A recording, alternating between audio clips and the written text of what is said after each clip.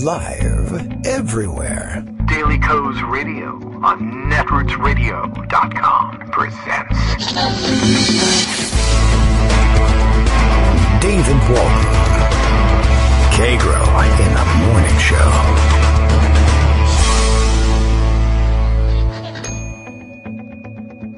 Now, here's David Waldman. Hey, good morning, everybody. How you doing? It is February 28th, Thursday, February 28th, 2019, the last day of February of 2019. We don't have that extra day this year. That won't come until next year. And so all of those of you born on February 29th, happy birthday, sort of, kind of. And I even have someone in my family. I have a young nephew. So happy birthday to all February 28th and 29th babies, I guess, all wrapped in one. I always wondered how you deal with that, and you can let me know on Twitter whether you celebrate your birthday on February 28th or March 1st. Sort of taking an informal poll about that. Extremely important. Probably the top story of the day. I don't know if you feel that way, but I think it's pretty clear for me. All right, let's see. Oh, look at this. I feel the same way here, unfortunately, about as grumpy Paul Waldman, who is grousing right now on Twitter about yet another ridiculous, over-the-top gender reveal party. When did this even become a thing? I'm not even certain why people do this. I don't think anybody got hurt at this one, but it does involve the fire department. But I don't think that it was something that got out of control. I think it was a fire department personnel helping celebrate the thing. And I guess by squirting, I don't know what, they lit two buildings on fire, one pink and one blue. I don't know what their deal was. I'm kind of curious to go and see. But in solidarity with Paul, enough with the videos of the gender reveal parties. It's just not that interesting, even probably to your family, quite honestly. It's a boy, it's a girl would probably be enough. Anyway, that would be an interesting thing, though. They're getting so stupid now. We've seen so many of them blowing things up with guns and tannerite. I'm glad that they're at least not doing that. But really, fire department gets out of control. So that'd be an interesting way of doing it, though, I guess, right? Light two houses on fire, and the one you put out the gender of the baby, or the one you leave aflame? I don't know. We'll have to work out the details of that one. Okay, that seems good. Let's see. I don't know. Oh, look at here's some news. The Orlando Sentinel reports that actress Jennifer Lawrence has laid out a plan to save America. So that's good. I think we ought to look into that, because none of the other plans to save America so far are working. Trump, whose job it is, I guess, to save America, I don't know. Is he on his way back now from Vietnam? Has he returned? Should we spit on him and call him a baby killer when he gets here? That's probably a good idea. I think he always sort of fantasized that would happen to him. He's back after not concluding a deal with Kim Jong-un. And, oh my goodness, we got to kill a couple of sound items here. But not this one. This one is Greg Dworkin. We want this sound. Let's add that to the show. Good morning, Greg. Welcome back from Vietnam. Good morning. I guess we all were there. Good morning, Vietnam. Yeah, that's right. It's probably, we missed our chance for that one because it's probably evening there already, or at least afternoon. Well, maybe. Who knows? There's right. Of course, two enormously huge stories today. One is the collapse of the Vietnam Little Kim summit. Yes. And of course, the other is the Michael Cohen story. Which one do you want to do first? Both are collapses. Let's do the Trump summit one, because I bet it's not all that complicated. The summit one. Okay. Yeah, it's not all that complicated. You'll see a bunch of headlines, including the collapse part. He basically went there unprepared and then didn't like what he was hearing, but was going to go ahead with it anyway because he was desperate for a win. But it looks like Pompeo and Bolton and some of the other people said, no, you can't do this. Yeah. So he's turning around and coming home. That's actually all right. And my headline actually was Trump meets with murderous dictator, returns from Vietnam alive, declares that a win. That's about it. I mean, you didn't eat me, so I won. Yeah, I guess so. I mean, honestly, I get all told, not concluding a bad deal there is a good thing. He looks a little ridiculous. That is the most incredibly low bar you can possibly. Yeah, all right. He didn't. Well, I mean, we've had presidents do worse, vomiting on world leaders. Actually, that wasn't so bad. The vomiting? Yeah. Or this one. All right. Well, no, vomiting wasn't so bad. Let me give you a contrast. Sure. Have you in Singapore or here confronted him about Otto Warmbier's death and what he said to you, and why do you call him your friend? And Trump said, I have. And I really don't think it was in his interest at all. I know the Warmbier family very well. I think they're an incredible family. What happened is horrible. And I really don't think the top leadership knew about it. And when they had to send him home, by the way, I got the prisoners back and the hostages back. The others came back extremely healthy. But if Otto came back in a condition that was terrible, I spoke to him about it, but I don't believe he would have allowed that to happen. It just wasn't to his advantage to allow that to happen. These prisons are rough places. Bad things happen. Yeah. Well, he's not really firmly in control in North Korea. He's only got a loose grip on what's happening there. The reporter said, did Kim Jong-un tell you that? Trump said, well, he felt badly about it. Yeah. He knew the case very well, but he only knew about it later. I do feel bad. And he got a lot of people, big country, I mean, Trump basically is saying he's got so many gulags he can't keep track of every prisoner personally. Right. I mean, who knows how many Americans he's got there at any given time. Yeah, exactly. So we're not going to find out about him until they come back dead. So the whole idea that he was going there and saying, this is my best friend and I'm in love with him and he loves me and look at these letters we've exchanged and things have happened. I mean, you set an incredibly low bar when you say, okay, we got out of there without nuclear war. Yeah. I mean, I guess if he's your good buddy, you were expecting not to have a nuclear war at the end. Right. It's a failure. It's being described in the media as a failure. Oh. The New York Times says the talks collapsed. Atlantic Magazine says the second meeting between the two leaders ended in failure.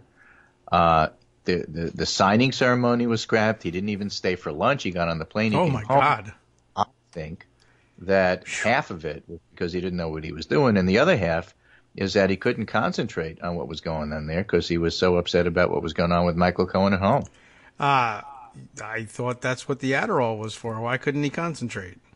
He ran out of Adderall and had to come home. Maybe that was it. You're not supposed to bring your prescription drugs with you like that without the doctor's note, and his doctor's crazy. A really funny thought. I wonder if, like, when Trump gets on Air Force One to fly to places like Korea, he's got to go through, like, the security line with the TSA like everybody else. That would be amazing. Take off his shoes and, put his bags on the little conveyor belt. Right. Take off your shoes. Am I wearing shoes? I had no idea. Look at that. The president. I see him in the mirror. 45 minutes to put this tie on. Yeah. Oh, you get extra baggage charges for the scotch tape and all that stuff. Right. Okay. Well, thankfully for him, he doesn't have to go through that, and he can bring all the ice cream and Adderall he wants. But all right, so failure of the talks. That's fine. Better than signing a bad deal, at least. Yeah, I mean, we were, it was interesting because, like, we were afraid he was going to give up the Louisiana Purchase. And then, sure, have this. Is that really all that bad? Yeah, it is. I mean, the food goes with it. You can't just do that. Yeah.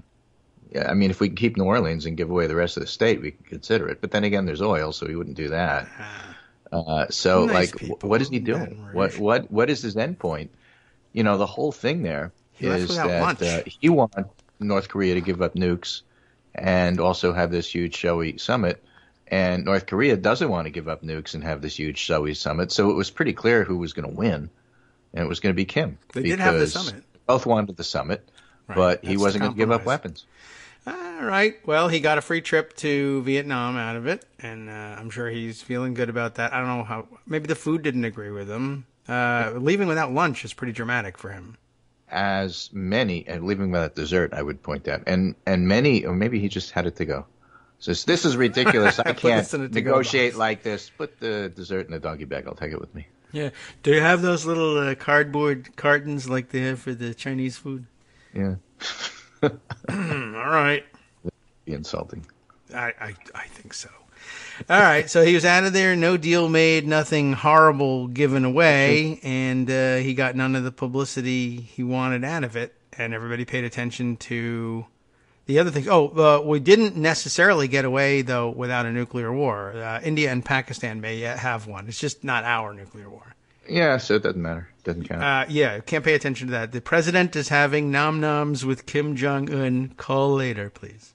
Yeah, exactly. Speaking of call later, so back to the Michael Cohen piece, Garrett Graff writes, Mr. Sekulow, there's a Robert Mueller on line one. He says he'd like to ask you to stop by for a few questions. That's because Michael Cohen said Jay Sekulow and other Trump lawyers edited his previous statement to Congress in which he lied about the Moscow hotel project. No. Several changes that were made, he says, to what he said on the length of time the Trump Tower Moscow project remained alive, meaning he's probably still negotiating on it as we speak. Oh, well, if that's called negotiating, but he may be looking out for it. I guess he also didn't get a Trump Tower anywhere in Korea either. I think that might have been in the offing, but... Did you see any of the other hearings? Some of the hearings. I saw lots of clips circulated. I never turned it on. Okay. Because then I would just never get I watched anything else most done. of it. It was good. actually fairly dramatic and funny and weird and strange. I saw lots of great highlights. Right? So, at the very beginning, yes, the hearing's about to start. Drum and roll. Mark Meadows objects. To and he says, according to whatever rule we have, Rule 5F 37D, Codicil 2, Section 1, Paragraph 9, it says here that we have to have the testimony 24 hours in advance, and we only got it last night at 10 p.m. And this was deliberately done because John Dean was on CNN, and he said they're probably waiting for the last minute. And therefore, that's proof that you're deliberately trying to circumvent the rules, and I move that we table this hearing and we go somewhere else. And have lunch or something. Okay. Waiting for the last minute. I mean, the last minute is still last minute. Like, that's okay. That's after the last minute. Chairman Cummings, who was fairly good at this, said, I hear you. I see that. We all only got it at the same time. We immediately gave it to you. It's not like we're withholding anything from you. And the American public want this hearing, so we're going to go ahead. So when you have the gavel, you make the rules. Right. But I really, at that moment, although Chairman Cummings did an extraordinarily good job throughout, diffusing issues and with a very impassioned end speech about how we really have to get back to regular order and do our job. But I have to tell you, while this was going on at that moment and several other moments during the hearing, I really wish Barney Frank were back. Oh, well. Right? I really wanted somebody to gavel this in and says, the chair recognizes that you're an idiot. Well, that's or those kinds of comments, because that's really, did. I mean, the Republicans, and Jennifer Rubin had this in her piece, we should also recognize how completely inept and clueless Republicans are. They believe that if they simply smear Cohen, they'll have accomplished their mission. But what about all the other witnesses, all the other evidence, including financial documents? As LOL GOP said, the next thing you know is the GOP is going to accuse Trump's checks of lying. They cannot seem to grasp the extent of incriminating information out there, says Jennifer Rubin, and if they allow themselves to consider it for just a moment, they seem utterly unconcerned. They'll be looked upon as stooges for a corrupt president. You ask what world they live in? The Fox News bubble, where facts are unimportant. Their other standard is, can we get the dim voters to buy this? So Cohen has given all this information to prosecutors. Trump and the GOP are living on borrowed time, and all of that is true. There were a couple of highlights of dumb that I pulled out from the hours of hearing, just because they were really dumb. Perhaps my favorite, maybe, was a fellow, what's his name? Clay Bennett from Louisiana. Okay. Clay Higgins. Higgins, yeah. Okay. Clay Higgins. Okay, Clay Bennett, I think he's a cartoonist. Clay Higgins. Dope. So he's interviewing Michael Cohen. Yes, Mr. Cohen. Please tell me. Oh, he's from Louisiana. Right, and I think that's Robert Mueller on line one there. Oh, okay. Hang on a second. For Jay Sekulow. You're under Right. arrest. One of them has trouble.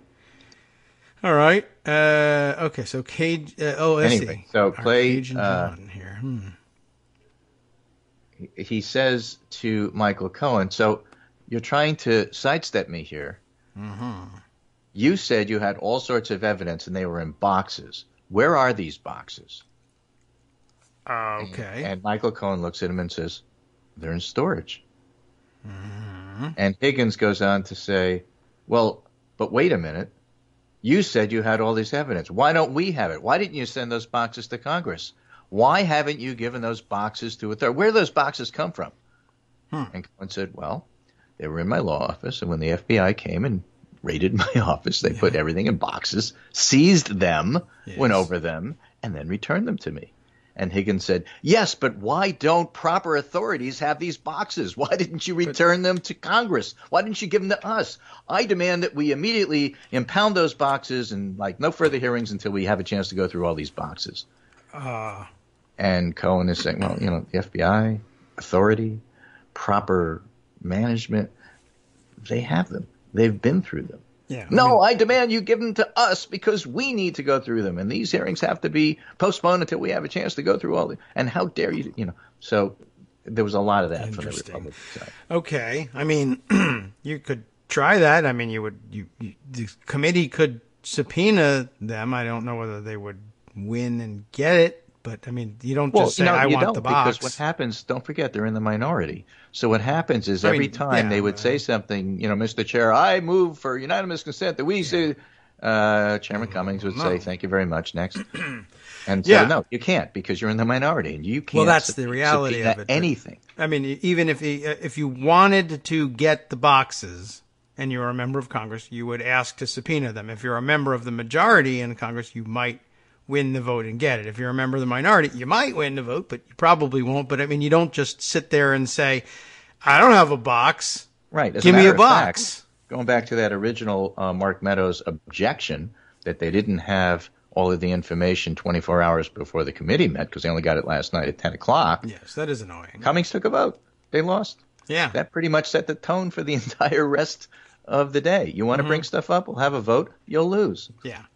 He's got a point, and you're supposed to stick to the rules, and no one ever does. Is the real they rule, outvoted him, right? Yeah, when you have the gavel, that's how you do it. And I mean, Meadows, when he was in the majority, participated in 1 million of those votes. They do that all the time. Oh, and Cummings was great. He was very polite. He said, "Mr. Meadows, you have an excellent point. I move we suspend the rules. Vote on it now. We win. Okay, let's move on." Cool. Well, that's how it's done. Right. And, all right, yeah. But, I mean, at least he was saying, well, I demand a vote. I know what the process is. Well, I think we should vote on it. Oh, okay. Right, okay, fine. We'll vote on it. This guy just sits there and says, well, I want that box. He just demands. I move unanimous consent. I want to take a vote. I know we're going to lose a vote. I just want unanimous consent. Go ahead and do it. I want to sit here and look tough. Right? Yeah. Look great. Meadows, again, a lot of the tactics that the Republicans were using, they didn't want to talk about substance at all. They wanted to attack Cohen. And what would happen is they would have their 1 or 2 lines of attack on Cohen and then say, I yield my time to the majority, to the minority ranking member, which would be Jim Jordan, or I yield my time to Mark Meadows. And so Meadows and Jordan did most of the questioning. So Meadows, again, starts to badger Michael Cohen about whether he was guilty of a FARA violation. That is to say, the Foreign Agent Registry Act. Wow. Was Michael Cohen working for Kazakhstan as an unregistered foreign agent? Now, to set the background for this, you have to understand that both Robert Mueller in the FBI and the Southern District in New York have gone over all of this stuff. And Meadows is essentially implying that he, the brilliant Mark Meadows, has just found a new felony like these other people didn't discover. And here's how he's going to explain to the country just how big a crook Michael Cohen is. So he says, he goes to process to do it. And he says, so we have this piece of paper here. You were supposed to fill out this piece of paper. It's like that Jared Kushner, clearance paper, right? It's really official and it's got an official name. I can't remember what it is. But you have to fill out this paper before you come to this committee, and it's a felony to fill out that paper wrong. And Cohen says, yeah, okay. Where are you going with this? My lawyers and I have been over, counsel and I have been over this, and we filled it out as best we could, and we returned it to you. Yes, but it says here you didn't have any contact with any foreign governments. And Cohen said, I didn't. But didn't you work for Kazakhstan? Kazakhstan. Yes. Right? And Cohen says, yeah, but those were private entities. Those weren't government agents. And Meadows says, it's not on the form. You were and one of the things about the hearing is I was listening to it on radio, not television. Yeah. And they don't always introduce who the people are. So you sort of have to guess which side is which, but you can do that. Yeah. First of all, if they ask about the Democrat Party, it's a Republican. True. Right. And as it turned out yesterday, if they were yelling, it was a Republican. Oh, wow. So Meadows is yelling, Great. "You didn't fill out this paper. You're supposed to do it right. And it says right here that you're supposed to fill out everything, not just government stuff, but everything." And Cohen says, "Well, we went over it with our counsel. My understanding is it was only government entities that were supposed to be on this form." "No, that's wrong. And you committed a felony by doing it." And then they took a break. And then they looked at the paper, and it turned out Cohen was right and Meadows was wrong. Oh, no. Well, okay. And kind of took all the air out of him when it was discovered that he was wrong. All right. Well, so part of the problem with posturing and yelling and banging your shoe on the table like Khrushchev when you don't have the facts is when you're wrong, you look even more like a doofus than you did when you were doing it. And your foot's cold. Right. Next Meadows thing, and this isn't necessarily in chronological order because I can't remember what came first after 9 hours of hearings, was when Cohen opened his statement by calling Trump a racist, and Meadows decided to do the Stephen Colbert, "I have a black friend and I'm going to stand it right behind me," during the hearing. Oh, yes. You heard I about saw this part. one. Yeah, right. The woman from HUD. The woman from HUD, who is a Trump supporter and I think was a Trump Tower employee before she became a government employee. Yes, I understand. Didn't say a word, just stood behind Meadows. Really? So I didn't say anything. Just like Matt Gaetz didn't say a word, but just was at the hearing. Yes. Oh, right. That's a totally different point. Yeah. Well, good. Well, we'll get to that. Okay. But the whole idea was intimidation and show. So that happened. She was the party planner for the Trump organization who planned Eric Trump's wedding, which I think was extraordinarily complex because they had it at a Trump property. So I don't know how much planning goes into it. Well, you have to make sure that you book the date and that nobody else books the same date at the same time. But you own it, and so that takes about like 8 minutes, and then you get paid for doing the whole rest of the day. I don't know. Normally, it's a lot more work, I think, and you still have to make sure that how many dishes do we need? I don't know. Yeah. Well, anyway, so there she is. Doesn't say a word, and then sort of like disappears later. And but she was black. Several of the Democratic members, not Democrat members, but Democratic members of this committee, later on in the afternoon, mentioned such things as as a woman of color, I'm offended that people would make that kind of gesture. And, of course, Meadows got offended about somebody being offended and made an impassioned, "I am not a racist. I have members of my family who have people of color." Right. And I bring this all up only because Chairman Cummings actually was masterful at diffusing that as chair and made sure that each of the different parties were very clear about what they meant and that Meadows wasn't being called a racist, and then was able to actually move past that to give his own impassioned speech about how we have to get back to regular order. So he did a really, really wonderful job. It helps that he's a senior member. People trust him. They know him. He knows the rules. All of those things that don't come from being in your first or second year of Congress actually have import, and you saw it in Cummings. At the same time, a lot of the freshman Democrats on that committee did great.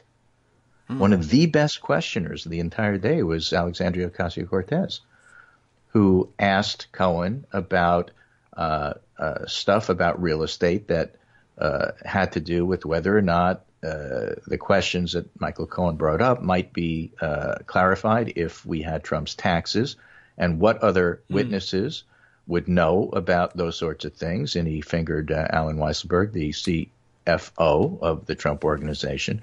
And in other words, in a very short period of time, without making speeches and without doing any posturing, Alexandra Ocasio-Cortez questioned Cohen and got a kind of a roadmap as to what other witnesses and what other documents, including his taxes, would we need to corroborate some of the things that Michael Cohen said. Therefore, the committee is in its rights and in a reasonable way, okay to go ahead and get his taxes if the other committees won't do their job, and also go ahead and get Alan Weisselberg and subpoena him. All right. We'll see whether they can get that part done. I understand. I did see a bunch of clips of the last couple or the newer members asking their questions. They were at least as good as the older members with a lot less posturing. I got the sense they weren't the most natural questioners in the world. I mean, they were reading scripts of questions, but I think that they're on TV. It was takes evidenced of. They did okay though. Yeah, it was evidence of some good thinking somewhere. Like we don't necessarily know what's the most important offhand to investigators here. We have question time. Let's not waste it. Let's sit down and talk to committee staff. What do we need to get out of Cohen? And let's make sure we cover our bases here, and we'll all ask these questions and elicit the responses we need. It was easier because they had a friendly witness there, but good. Yeah, that's how you handle a friendly witness. You don't just say, I'm glad you're in here implicating Trump. You say, before you go, I need you to lay out this roadmap to the rest of the evidence and witnesses I need. So that'll help the committee to know what the committee's going to do work, next. Right? And the committee needed to know that, and they needed to establish grounds for issuing further subpoenas and investigating further, and they did a very important work. And sometimes good leadership in the chair will do that and say, this is key stuff, it's important stuff. These people are asking their questions because of their low seniority, because they're new, at the tail end of a very long day. And rather than have us lose interest or have repetitive questioning, let's make sure they're doing constructive work here and helping move this hearing and this investigation along properly. And right, so work with you senior staff. People, because of your seniority, you get the posture, and then the new members of the committee actually do the hard work. And that's a great way to ingratiate yourself to the leadership. That's actually how a lot of committees work. Yeah, you're doing good work. You're doing the most solid stuff there is. That means the leadership doesn't have to involve you. I mean, you'll get your question time, but they could cut you loose and say, do what you do. You're a superstar. Make up your own questions. So we're coming on the break, the 9:27 break, but I have some committee stories for you afterwards. Oh, in fact, we are very close to it. Yeah, and then we'll get to some other stuff with the continuing reaction to Michael Cohen's accusations of Trump being a crook. Right. Okay, my alarm didn't go off, but we're off. So I am your alarm. Here we go. Yes, very good. I'm sorry about that. We'll be back. Hi, it's me, David Waldman, your host for Kagro in the Morning, with a brand new interruption, though it's still aimed at saying thank you to all of you who are supporters of the show. We've made a lot of progress. When we first started this campaign, fewer than 1 in 25 regular listeners were donating to help keep us on the air. And now that's down to about 1 in 15. But we've got a long way to go. Remember, it won't take much. Our average monthly donation is currently about $7, for which you're getting 2 hours of great news and entertainment 5 days a week. What's that, 70 cents an hour? That's a pretty good deal. But as a wage, well, I think Democrats would be against it. But if we all put our 70 cents together, or even half of us, that'd really be something. And my kids could go to college. Now, that's not all on you. But remember, patreon.com, Patreon.com, is there to make it easy. You can find us there by searching Kagro X, or David Waldman, or Kagro in the Morning, or even Daily Coast Radio in their search box. And you'll be right there where you need to be to make easy, recurring monthly contributions to support our show. Once again, thanks so much for your continuing support. Welcome back now to the Kagro in the Morning Show here on Netroots Radio, coming back to an unfamiliar part of the music because of the late realization that our break time was coming up. Thank you for warning me on that one, Greg. Got all the rest of my alarms now properly set. And let's see, so your suggestion during the break was that we take a listen to the questioning from... Who is this? This is the guy we couldn't Clay figure Higgins, his name. Clay Sheriff's Higgins. Deputy and Republican Congressman Clay Higgins. Okay, yeah, so we got a 2-minute clip here. I'll rig it up, and I think if I play it on the laptop here, it sounds like it'll come out. Michael Cohen being questioned by Right, and to set the stage Clay in case Higgins, you have trouble hearing it, is that Clay Higgins is demanding that Michael Cohen turn over to him all of the boxes that the FBI has already been through. And Higgins sporting the Jim Jordan no jacket look in this scene, but wearing a vest, presumably part of a 3-piece suit, or a sheriff's Halloween costume without the star. I'm not sure which. All right, let's roll this. Actually booked. There's Clay. While they're incarcerated, they're quite penitent, and then return to their former selves when they're back on the street. So, respectful to your family and what they're going through. I owe you the honesty to tell you that that's my sense of you, good sir. I'm going to give you another opportunity to respond to what you brushed off earlier regarding your own statement during his testimony from C-SPAN notation at 2 hours and 50 seconds in. You stated, Okay. regarding your credibility, that you're being accused of having no credibility, that it is exactly for that reason I spent the last week searching boxes to find the information that I did, so that you don't have to take my word for it. I want you to look at the documents and make your own decisions. Now, the documents you're referring to, Mr. Cohen, are the documents that you submitted with your testimony today. Is that correct? That is correct. Do you believe those documents to be worthy of evidence for this oversight hearing today? I leave that to you to decide. And I ask you again, sir, and please don't be incredulous. This is a serious question. Where are those boxes that contain documents worthy of evidence to be presented to Congress, and why have they not been turned over to investigating authorities looking into some of the many criminal activities that you're allegedly cooperating in? Where are these boxes? Who knows where is this treasure of evidence?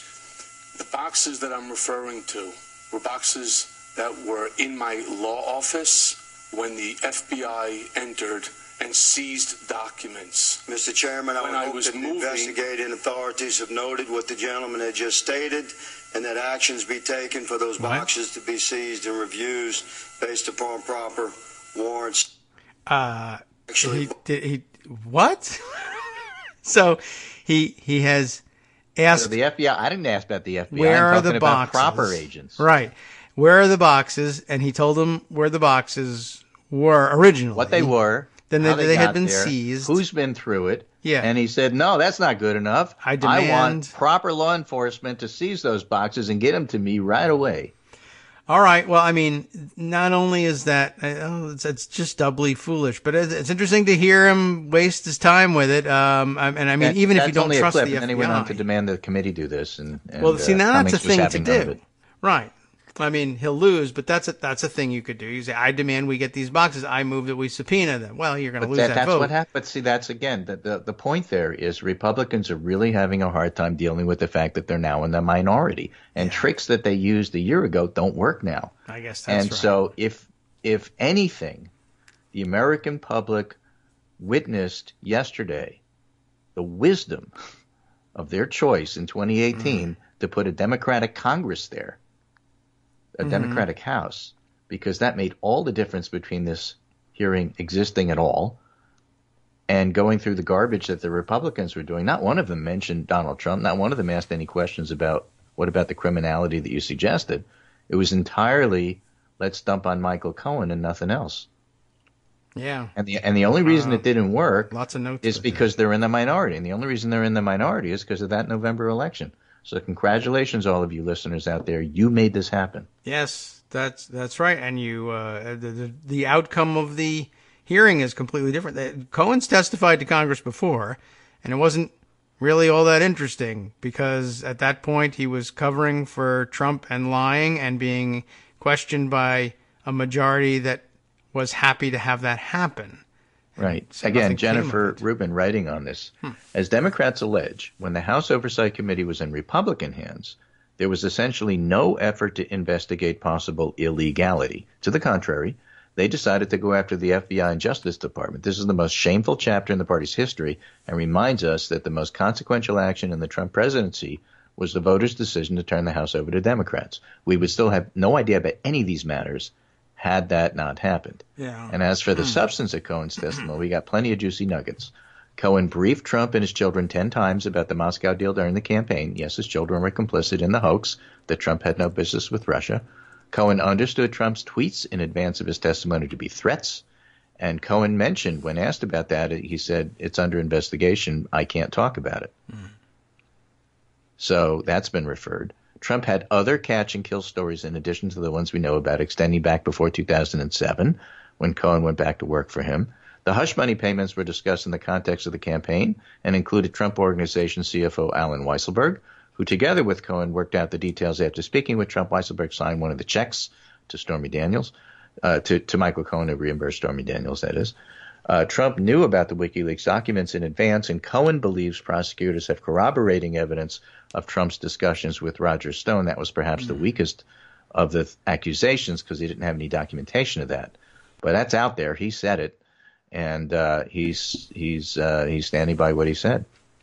All right. That's a lot of stuff to come out of that hearing. And that was brought out by Cohen's statements and by some of the questioning on the Democratic side.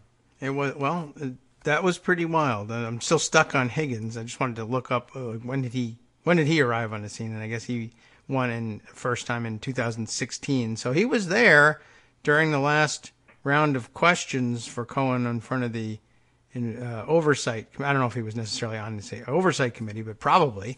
Yeah, interesting. Where are the boxes? They're right where they were when you had a chance to ask last time, and you weren't. Schadenfreude works in many ways, but one of them is watching Republicans go from the majority to the minority and finding out that the rules are different.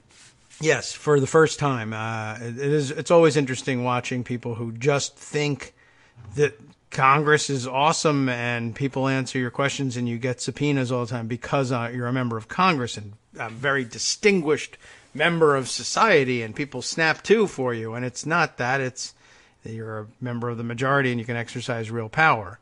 So as a minority, not so much. So Peter Wehner had a editorial op-ed about this in the New York Times today about the hearings yesterday, and says, by now Republicans must know deep in their hearts that Mr. Cohen's portrayal of Mr. Trump as a racist con man and a cheat is spot on. So it is the truth they fear. It is the truth, the fundamental reality of the world as it actually is, that they feel compelled to destroy. In other words, they're not worried that Cohen is lying. They're worried that Cohen is telling the truth. And that's exactly right.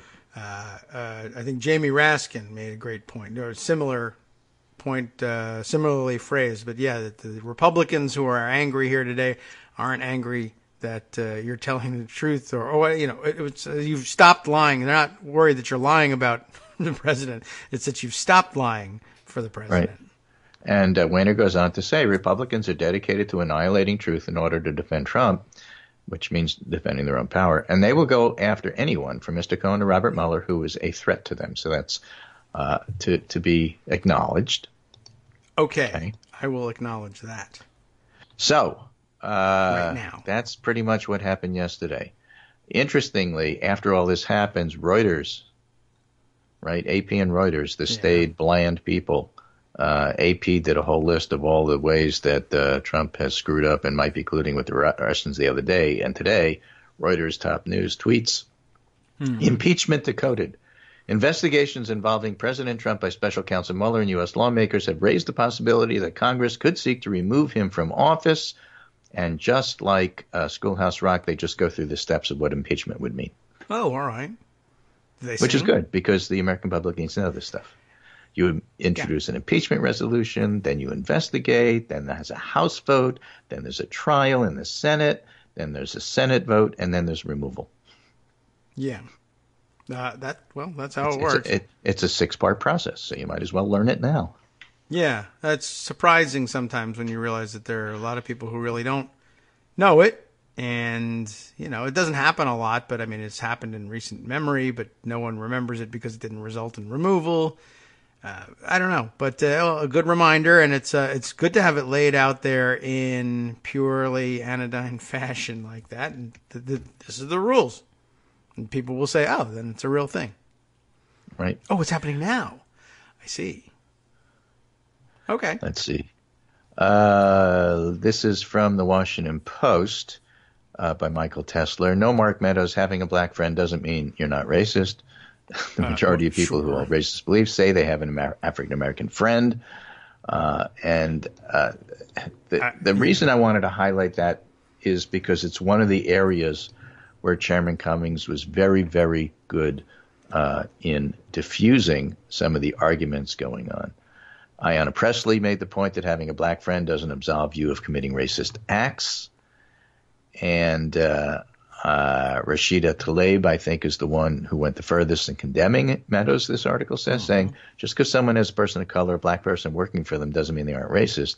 The fact that someone would actually use a prop, a black woman in this chamber, in this committee, is alone racist in itself. Meadows took offense Elijah Cummings diffused it. Of course, Tlaib was right, but it's one of those things that I promise you the Republicans in the House are not used to hearing. But it was also another reminder that what you're seeing here is rural white Republican representatives having to sit down and work with urban, diverse people that they're not used to working with. And perhaps they're not used to having in their face people saying to them, we ain't taking that kind of crap. Yeah. And not really knowing entirely how to deal with it. And again, Cummings was masterful in diffusing that situation because it was potentially very volatile. So I have just a quick committee story. It's not all that illustrative. The committees I chaired aren't nearly as important as hospital committees. We're talking about physicians. I once was doing a fair hearing committee on whether or not a doc should or should not lose their privileges. I was the chair.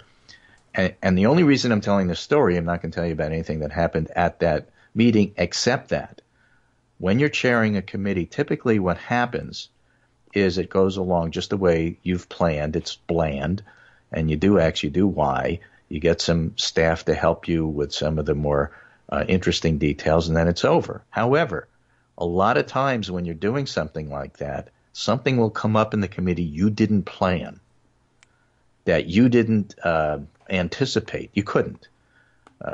Maybe it's one of the committee members going off and ranting about something that has nothing to do with committee business. Maybe it's something else. But for a moment, the committee chair is then faced with, okay, here's a new unexpected thing I didn't expect. How am I going to deal with this?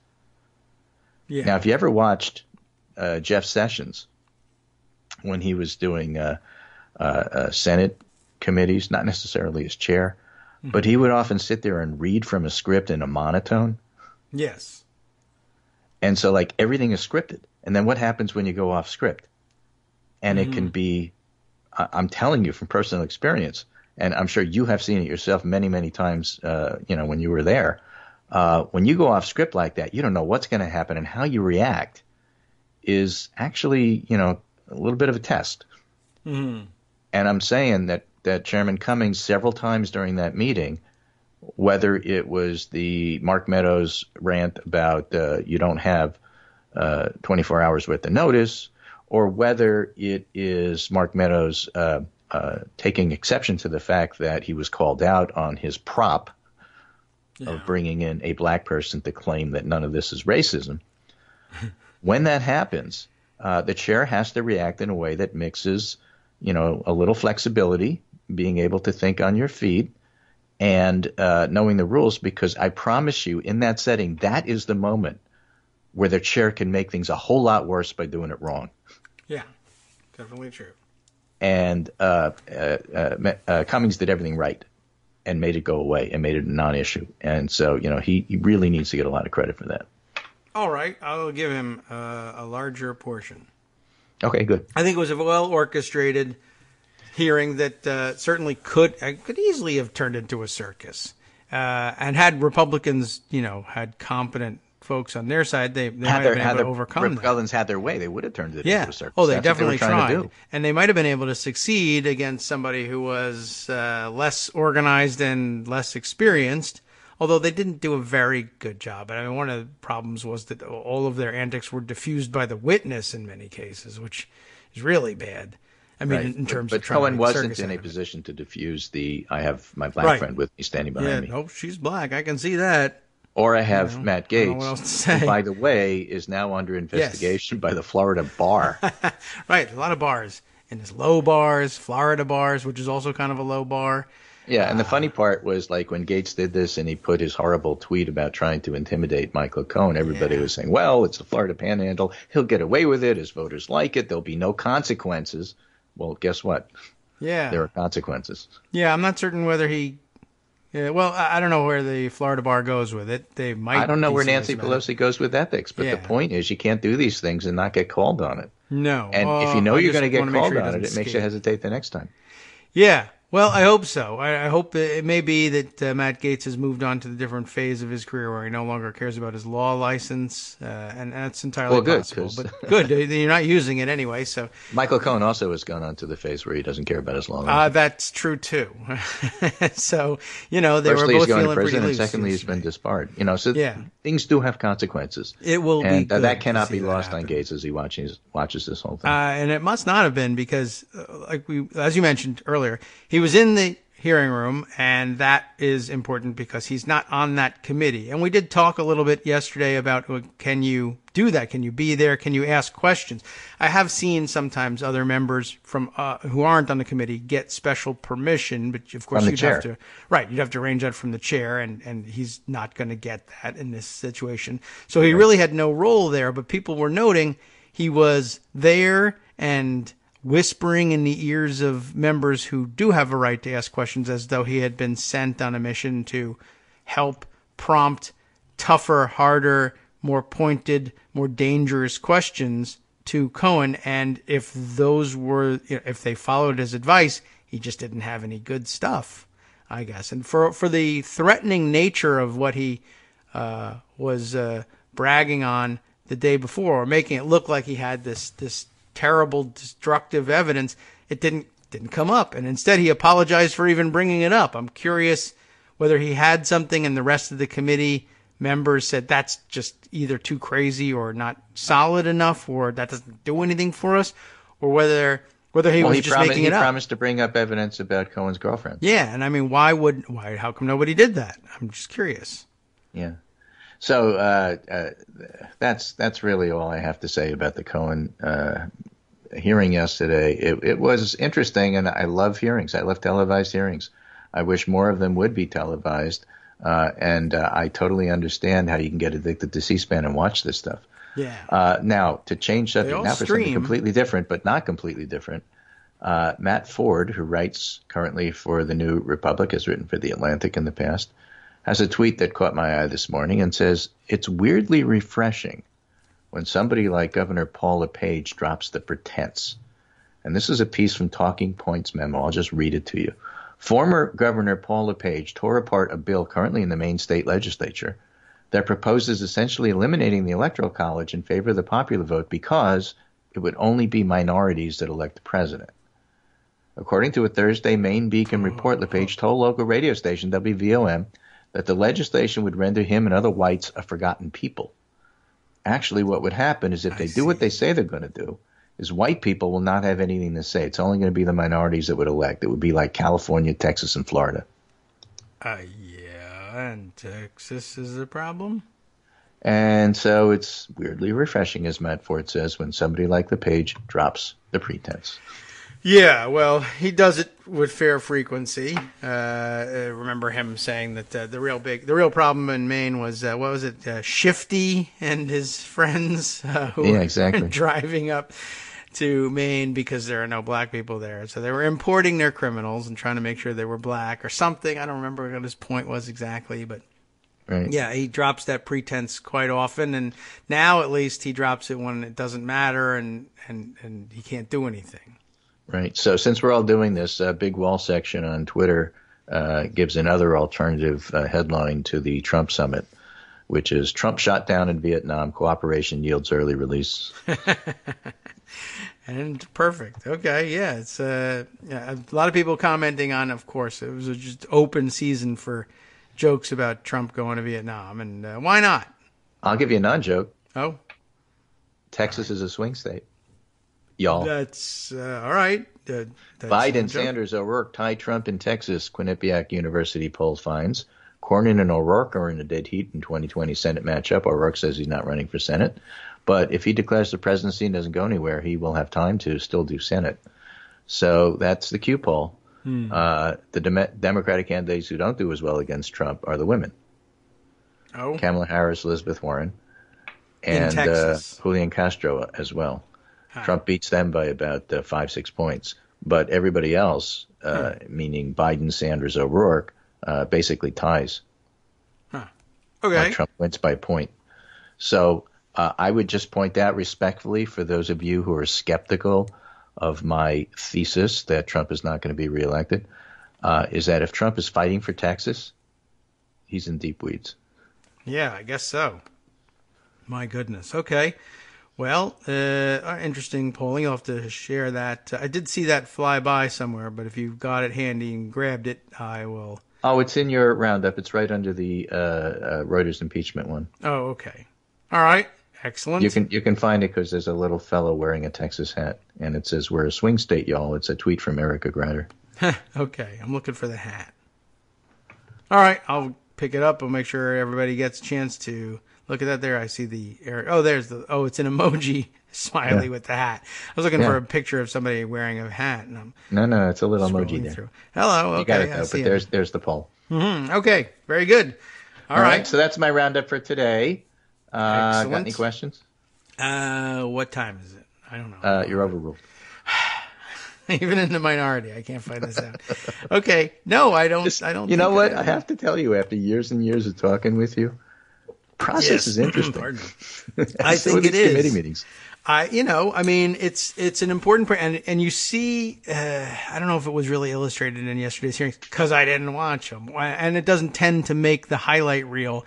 But one of the things you learn from watching a lot of hearings is what sort of magic words do you need to either make things happen in a committee or like unanimous consent, for example, that gets thrown around a lot. Right. Or pause for time so that someone can come and whisper in your ear what to do in this situation, whether there was magic words you need but forgot, or you just something weird has happened and you want to put things on hold for let's all just reflect for a second on what just happened here, and ways to hold the floor and, keep the discussion going and string things out. And you see a lot of people who are really masterful at that on the floor or in committees, just sort of saying, but I have a parliamentary inquiry.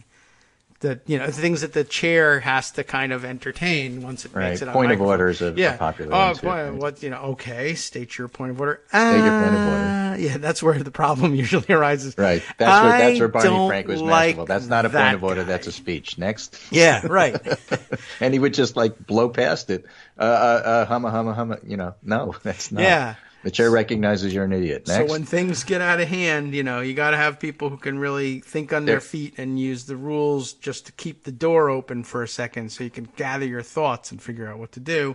Right. The other thing I saw, which was I found fascinating, I think what happened somewhere around 2 hours, it was somewhere around the 12 o'clock hour, because it was Andrea Mitchell's time on MSNBC, and she got to come on and comment because they took a break. The reason they took a break, I think, is Cohen needed a bathroom break. But Cohen asked the chair for a break. I need a break. And Cummings didn't hear it quite right. Oh. He initially said no, and then somebody came and whispered it in his ear, and Cummings said, "Oh, I'm sorry. I thought it was one of the committee members asking for a break." The answer is no. But the witness wants it, and so yes. Oh, okay. Fair enough. And sometimes you miss it's not always you're talking to somebody, you're talking to staff, something comes up, you didn't quite hear it right. I got the distinct impression that Cummings thought it was one of the minority members who wanted a break, and he had no part of it. But then it turned out it was the witness, and he said, okay, fine. All right. Well, in that case, fine. Sure. Okay. Well, that will tell you something about tensions in the room too. And if a committee member wants to go to the bathroom, just go. You don't just need go. A break. You don't need to stop the committee. Just get out of here. It's not TiVo. You put everything on pause. We don't wait. We don't need you. We don't need you anyway. To be honest, right? Just go. So I guess there's that, and there's a lot to being there live too that we don't pick up from television. That the acoustics in the room are not really all that good, and although on TV it sounds fine because everybody's mic'd, but if you say a question comes about taking a break in that crowded room where everybody's murmuring, you don't know where that's coming from. Right, exactly. Anyway, that's my segment for today. Okay. I'll be back on Monday if we're not, if we're still here, if we haven't had a nuclear war or anything like that. Right. You never know with this president. But I have to tell you, Donald Trump has had a really bad 24 hours. That is fine by me. And, Yeah, I don't know. Do we know where he is? Is he flying? He's en route. So okay, I expect him to be tweeting any minute, and I expect him to be in a really bad mood when he gets back. Oh, yeah. So we'll see what he brings up first and how he tries to distract from things. I can imagine. Can you imagine being a presidential aide, Mr. President? Robert Mueller's online went, just kidding. Yeah, right. No, I'm not taking that call. Turn this plane around. Yeah. Head back to Russia. Exactly. Go stop at a McDonald's or something. Going the wrong direction. Let's stop in Yeah. Canada. Oh, he's probably dying for some Or of his Iceland, food. something. Just, stop and get me some food. Yeah, there's a KFC in Iceland. I saw it. Yeah, there you go. Okay. All righty. Take care, and I'll talk to you on Monday. All right. Very good. Thanks, Greg. A great start, and I think everything important from yesterday on the domestic side, that is to say, at least involving the United States in some way. American foreign policy, American domestic policy, and not enough about what's going on in between India and Pakistan because, well, it's between India and Pakistan. It affects us. It affects everybody. But we don't know how to cover that stuff here in the United States. I'm glad it was even mentioned, but it's got very little coverage, and it won't get much more here because I don't know what to tell you about it. Tensions boiling over there, I'm sure, over border issues, but I mean it's gotten to shooting tensions. Planes are being shot down. I think 2 Indian fighter jets, as I understand it, shot down by Pakistani forces. Oh, okay, yes, and Greg also adding just purely for our international corner. You say Netanyahu will be indicted. Is that a certainty? Is it an announced thing, or probably, or we don't know, or he has to spin a dreidel, and if it comes up shin, you get indicted? Is that it? I don't know. Not certain what the process is there, but that's been in the offing for some time. But we might as well note it. That's a probability. Okay. Well, it's been a probability it's been looming for a while, and I guess maybe the question is, will they get to it this week? And they have very little time, and of course it's important and to get to that before sundown on Friday if you're going to do it this week. Seriously, that's the thing. In Israel, you got to keep an eye on that. All right, so let's see. We have our 10 o'clock break coming up. And our music is more or less on time. We will gather our thoughts in the next minute or so and see what's up and what else we can cover. I just saw an interesting tweet go by. Who was it? Brad Woodhouse retweeting Emmy Ruiz, retweeting a story in Politico about Jay Inslee making hires for his possible presidential bid, and in the note, go Sky Gallegos. I used to work with Sky. Hey, Sky Gallegos, go.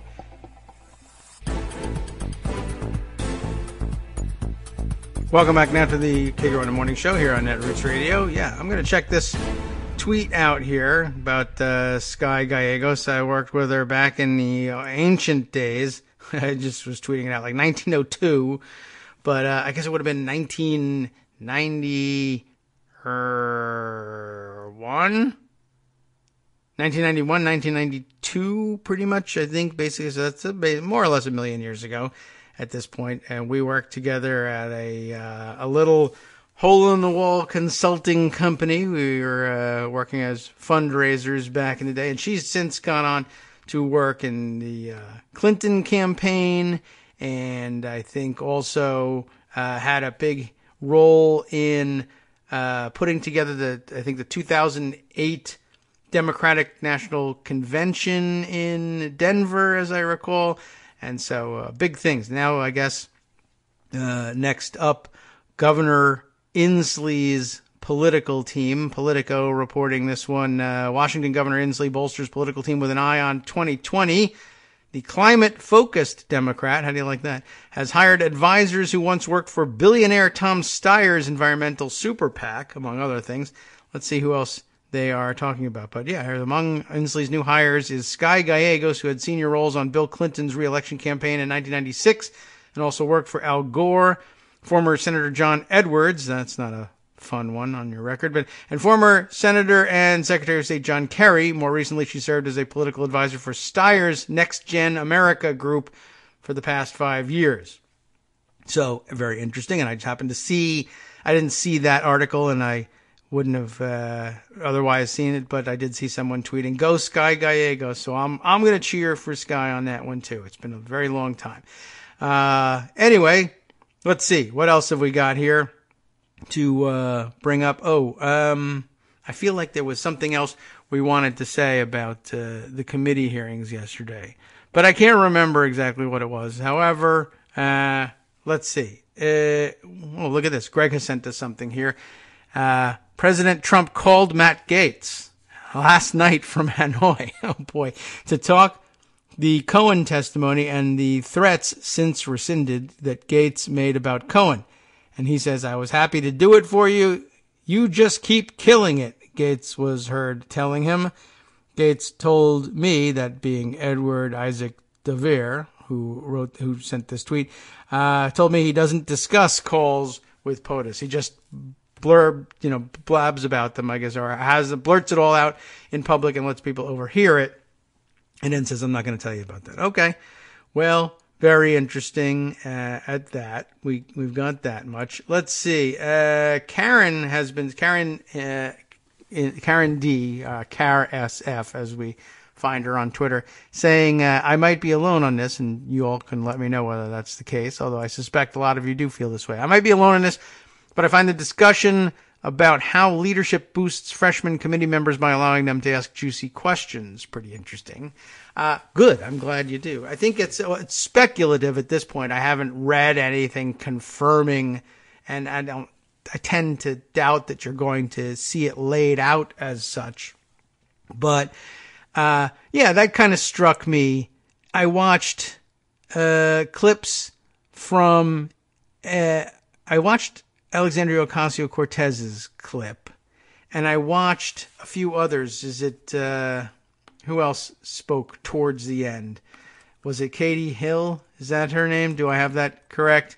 I think she got a set of questions as well.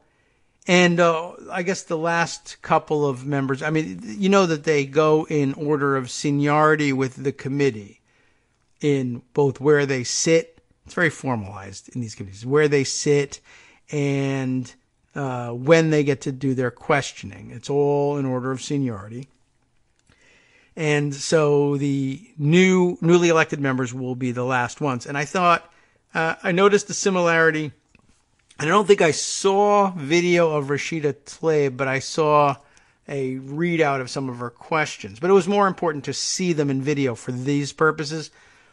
What struck me about both Katie Hill's questions and Alexandria Ocasio-Cortez's questions were the delivery, that they were similar in that you could tell both also from where their eyes were and the delivery of the questions that they were reading.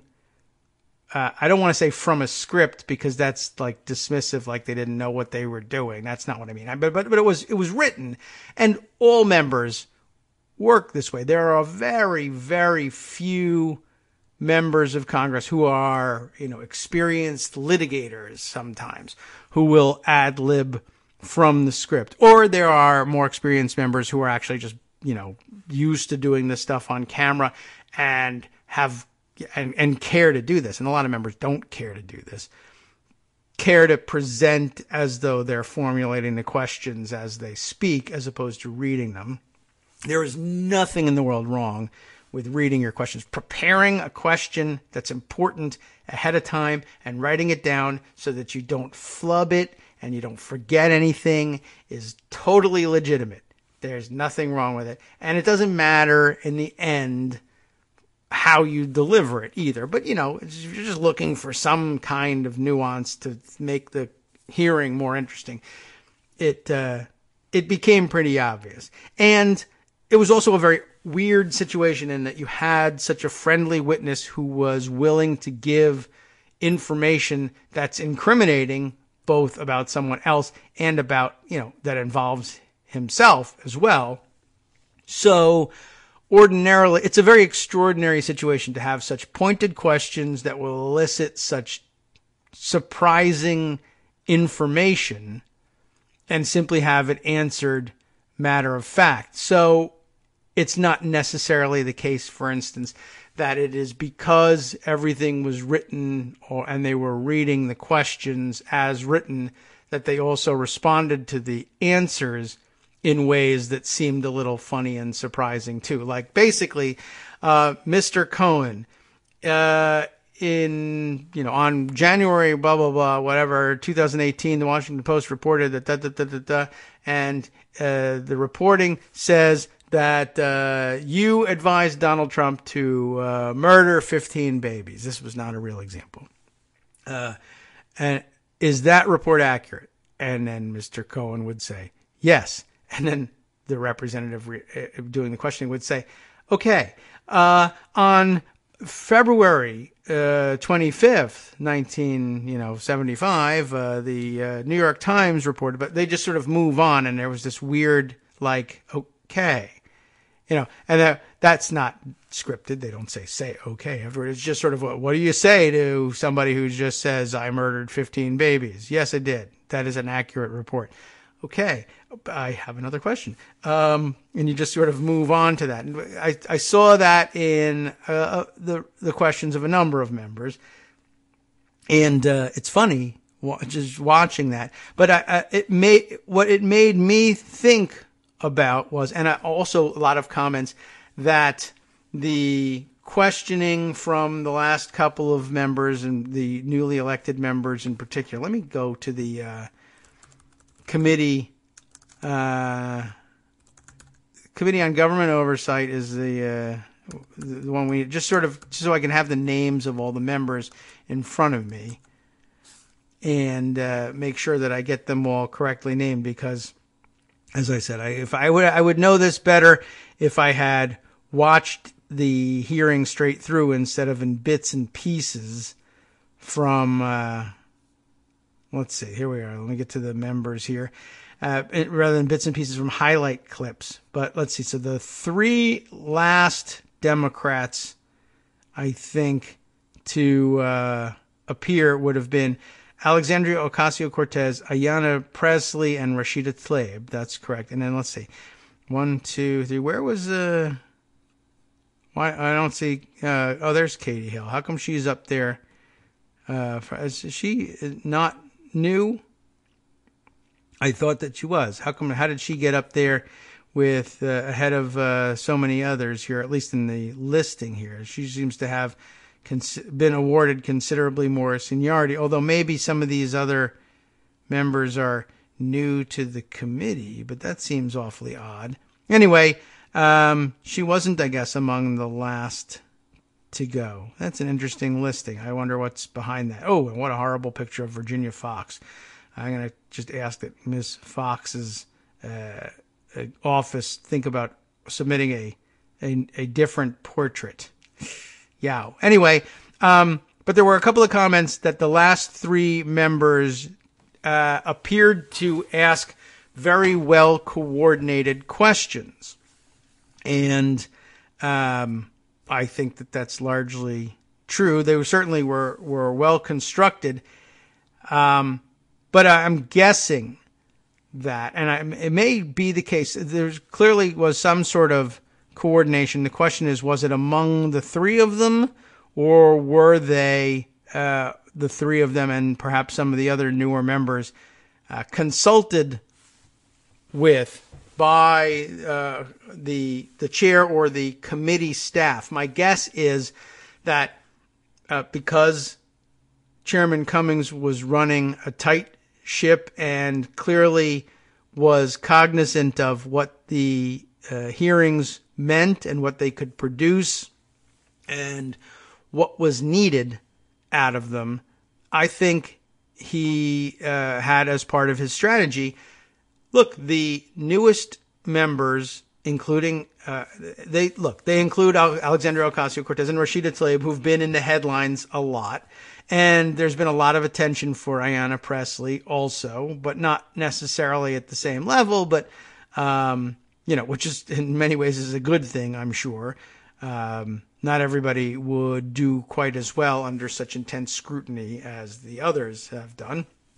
But I think he recognized the interest in those newer members and what they were up to and the interest that they generated whenever they spoke, and said this would be a good place to do the heavy lifting work. And not all members are going to be willing to take suggestions from committee staff or the chair about what they should be asking. They have their own ideas about what they're asking about.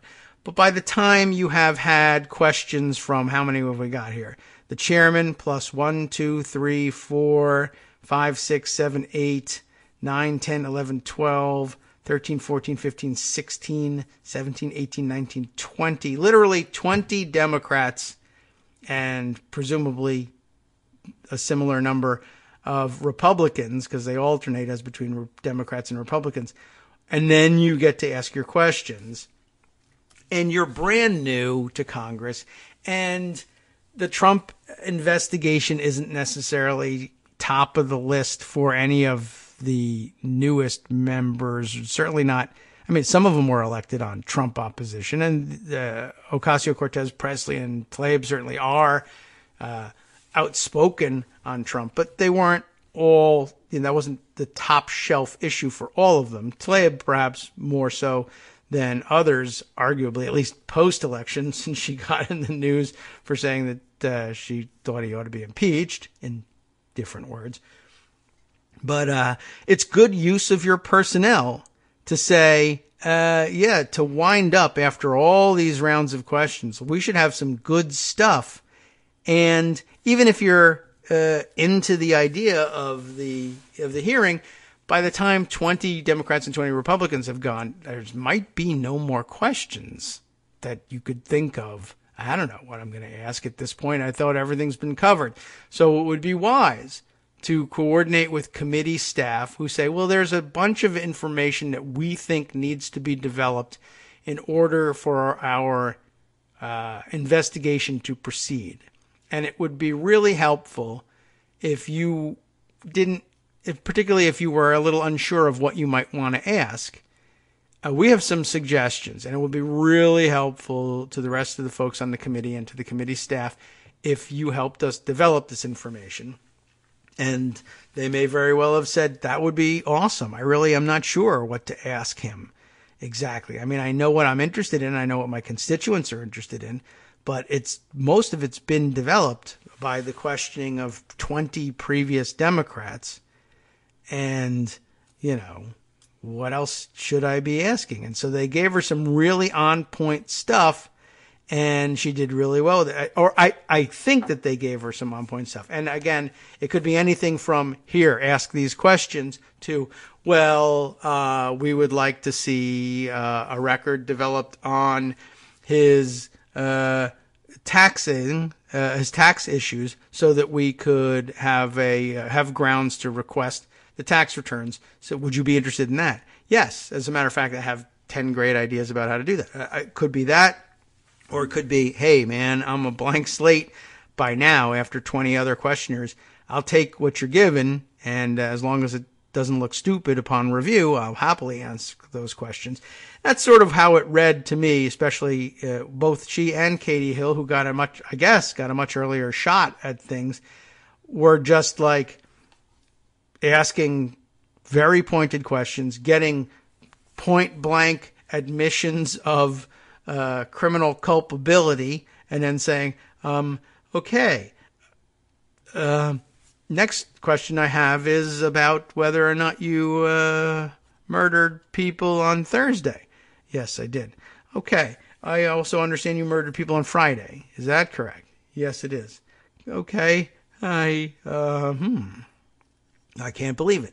So, it was really pretty interesting. And I didn't see a lot of, I guess the other hint that they're winging it or doing it themselves is that sometimes they say, interesting, follow up to that. Do you know if blah, blah, blah? And you can tell when they're formulating a question versus reading it. So, okay. I hope that was as interesting as the rest. It's no knock on any of them to do that. At worst, I guess, the least charitable interpretation you could give to what was happening there is possibly what I just laid out, that they didn't have any real idea what they wanted to ask, and somebody had to tell them what to ask. Now, if you assume that, the best, and probably a good and reasonable spin on that worst possible interpretation and I don't know it's the case, they may have been perfectly fine on their own, but even if it's the case that they were handed the questions by the chair or by committee staff, what it tells us is that committee staff and the chair have a lot of trust in these members to be able to deliver these questions, that they expect that they'll get cooperation from these members for the greater good in helping develop the record, and that they'll happily play their part, and that they'll have and that there's real value in playing up their popularity as newly elected members and handing them some of the juicy stuff. Because a lot of times, especially if they are particularly popular for, let's say, in some cases, contentious reasons, in the case of Alexandria Ocasio-Cortez, it'd be very easy to believe that senior members of the committee, possibly including the leadership of the committee, were very jealous of this attention, or were of the persuasion that I've had enough of this Alexandria Ocasio-Cortez. And clearly, if this is what was happening, that would not be the case. Instead, you're looking at a chairman who says, these are valuable members. I want their contribution. They may be able to contribute this entirely on their own without any help whatsoever, but please find out for me if they are feeling steady and have got their feet beneath them for this hearing. And if they do, terrific. If they don't, let's shore them up. There's no reason to have these folks flounder when they could instead be an important part of the game plan. So that's kind of the way I see it. And I'm hoping that if they got a significant amount of help from committee staff on this, that this be taken as a good sign. And if they didn't, then it's an excellent sign that they know a lot more about the committee investigative process than you would ordinarily imagine a brand new member of Congress would have. And since most of them come to Congress without prior legislative experience, that would be awfully surprising if it were the case. So either way, I'll take it.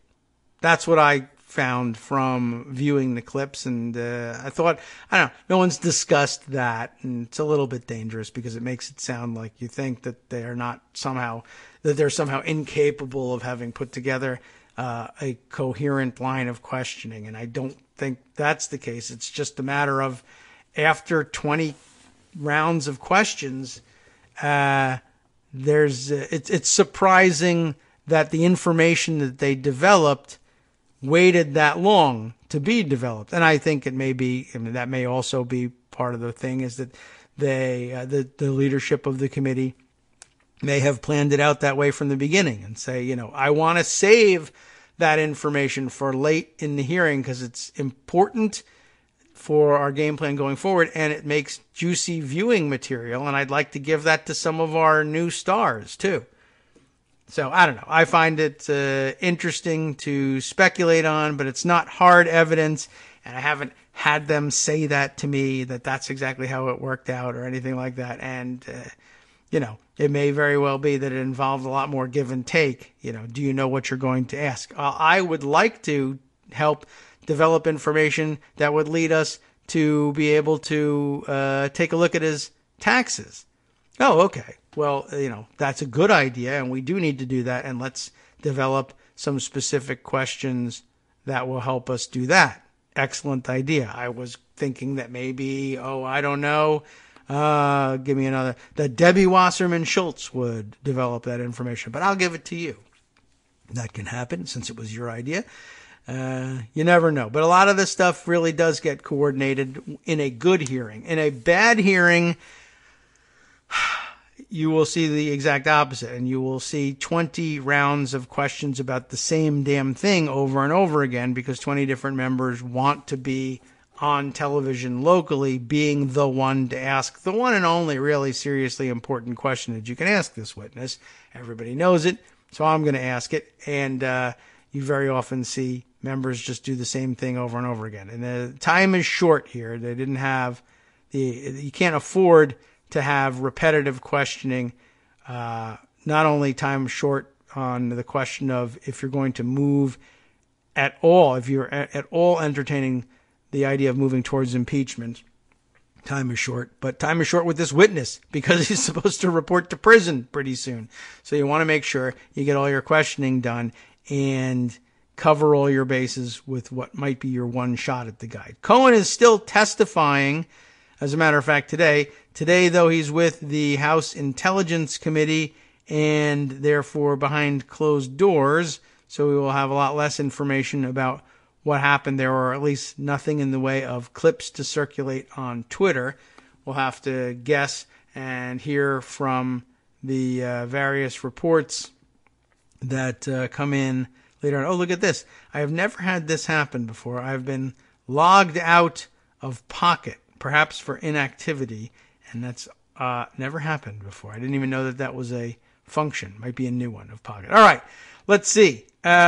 Lots of reviews of the Cohen hearing. And let me just run through a couple of the headlines because we've already done an hour plus on this. But some of the headlines that I grabbed here include Vanity Fair's Bess Levin with the headline, AOC and Cohen team up to give Trump a financial colonoscopy he'll never forget. And I think most people who've had colonoscopies probably, A, won't forget them either, and B, object to the casual mention of colonoscopy in the headlines and would say, I'm offended by that. Bess Levin, and I'm sure she might apologize to you if you see her in person. But making prominent mention of AOC's role in this.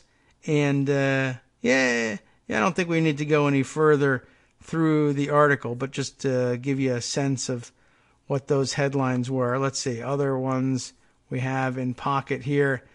New York Times' coverage of it being, in this opinion piece from Gail Collins, Trump's a guy who's tough to defend. The gist of this piece being that it was noted by both members on the panel and journalist observers that the Republican time in the hearing was not spent in defense of what was going on, but rather just attacking Cohen's credibility. And there was nobody stepping up to say, oh, the president didn't do these things, or how dare you say the president did these things. It was just sort of granted that the president had done them, but that the fact that he had done them was being related to them by a liar and a terrible person, and I hate your guts, and where's your boxes? And that's an important point, too. Another important point made quickly in the headlines by Richard Wolff, writing in The Guardian, loyalty to Trump cost Michael Cohen everything. Republicans pay heed. And I'm not certain whether that's supposed to be Republicans pay heed, like congratulations, you guys, you did pay heed, and I am taking note of that, or whether that's a warning to them, and they have still to date not taken heed, and I think that's what he really means here. But long story short there is that other people have said the same thing, King Midas in reverse. Everything Trump touches either dies or turns to crap, and the landscape is littered with the bodies of people he's thrown under the bus, sometimes for no real reason. And now Michael Cohen is just another person whose career and reputation, such as they were, have been destroyed by his association with Trump and his willingness to follow him into serious trouble. All right. Speaking of the Trump tax returns, I guess quickly we'll note before the break, Arthur Delaney, I think, writing this one for the Washington Post, taking note of some frustration in the lack of progress towards actually getting our hands on those tax returns. Top Democrat fed up with party's timid strategy on Trump tax returns. We're talking about Bill Pascrell, Democrat of New Jersey, who quoted here saying, all it takes is writing a letter. So, let's get to it. Basically, he sits on the Ways and Means Committee, the Ways and Means chair, one of a handful of members of Congress who are endowed statutorily with the power to request any tax returns from the IRS of any person. And it's Richard Neal with the gavel over at Ways and Means, and there's some speculation, some journalists speculating as between whether it's Neal driving the slowdown or Pelosi advising the slowdown or whatever, but Bill Pascrell basically saying, look, no reason to delay anymore. There's every reason to act now, to do this soon, and I'm fed up with the idea that we need to sort of sidle up to this stuff. Time's running out. So a lot of senior members now pressuring folks, and that may change the timing on this thing. We'll have to wait and see, but we'll be right back. Hi, everybody. It's me, David. Let's change things up from the old fundraising pitch for just a minute and talk instead about how you can be a part of our show. If you've got a smartphone or any other electronic recording device, why not sit down and record a segment for us? Read us an important article and give us your take. Read one of your own original essays, or even just give us your commentary on something you'd like to share that's important to you. Then send the file to me at kagrox@gmail.com, and I'll try and work it into the show. Short segments, a few minutes in length, are easiest to fit in. And of course, I can't always guarantee that I'll be able to play everything, but if you've ever shouted at your radio or TV about something you wish was being covered, here's your chance to change that. Make the show your own. Send your submissions to me at kagrox@gmail.com.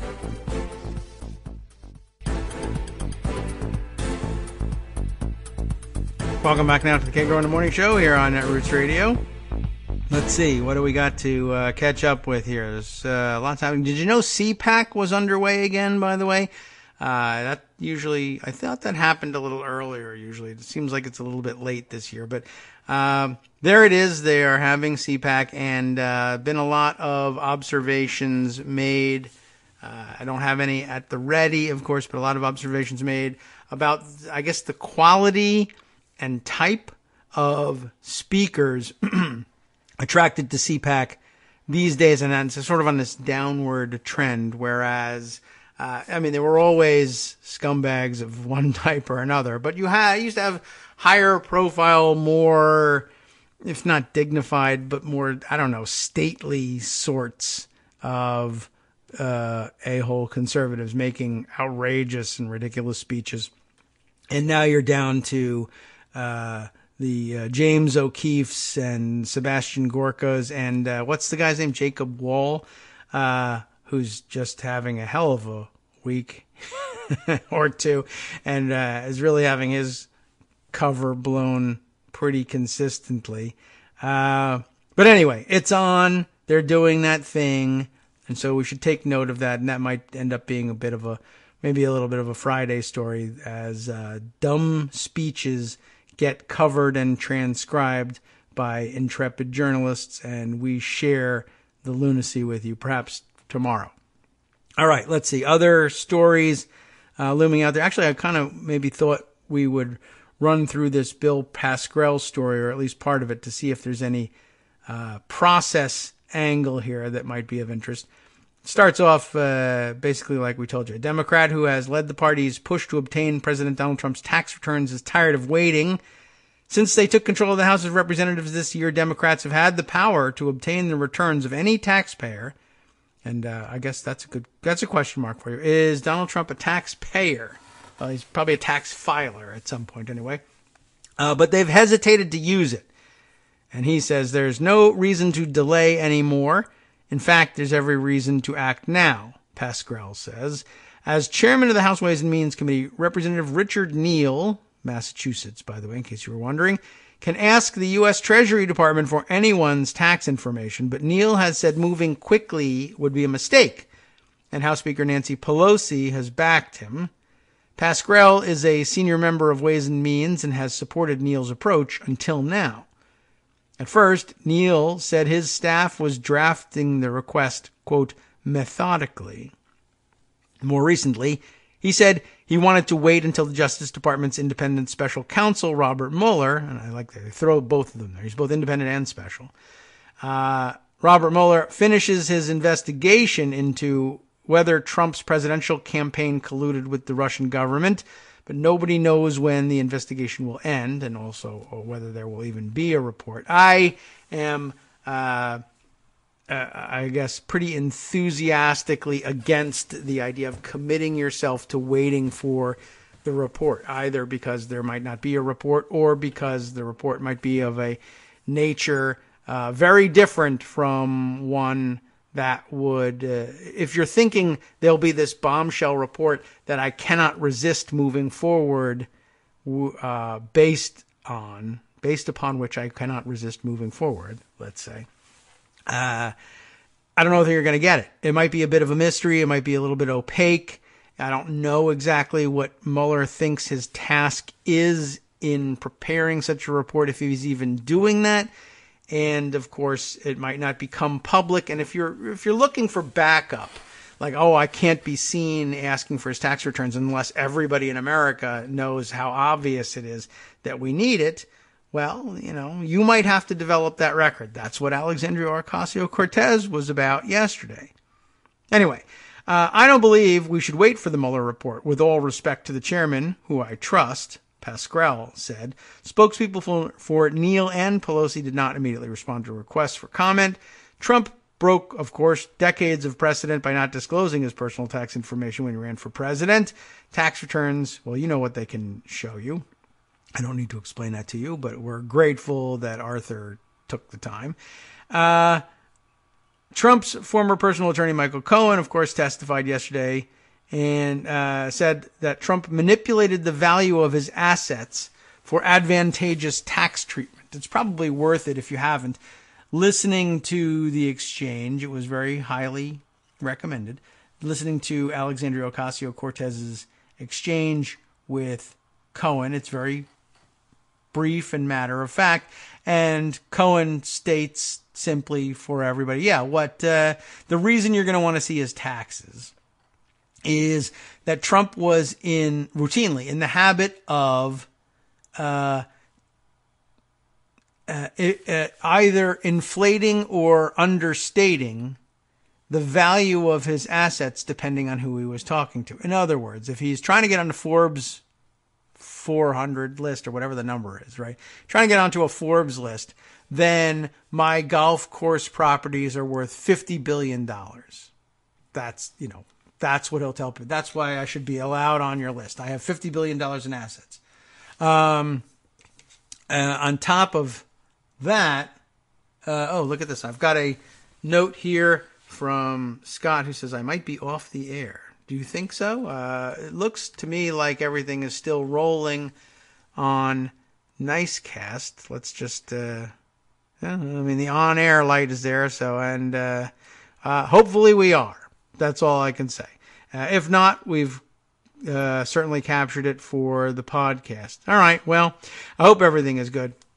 Anyway, Alexandria Ocasio-Cortez lays out with Cohen that, when it comes to, I need to look richer for for someone for whom looking like you have more assets is a good thing, like Forbes magazine, or a bank if you are trying to get a loan. That was an important part of the exchange too.